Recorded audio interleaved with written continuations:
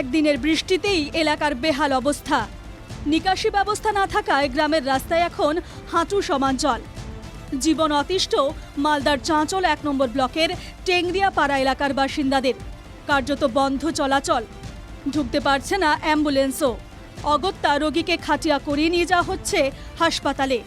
সমস্যার সমাধানের দাবিতে অভিনব প্রতিবাদে সরব হন এলাকাবাসী। প্রশাসনের উদাসীনতাকেই দায়ী করছেন তারা।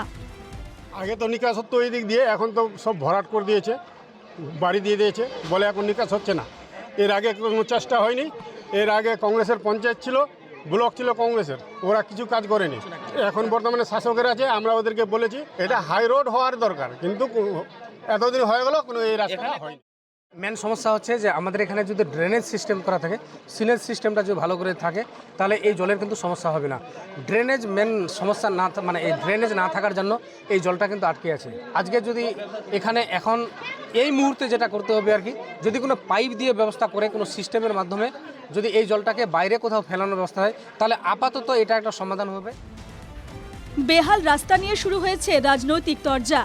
কংগ্রেসের দিকে অভিযোগের আঙুল তুলেছে শাসক শিবির, যদিও পাল্টা শাসক শিবিরকেই দায়ী করছে কংগ্রেস। বিরোধীদের দিয়ে দোষারোপ দিয়ে লাভ নেই। বিরোধীর আমলে তখন এই ঘটনাটা ছিল না। এখানকার এমএলএ অন্তত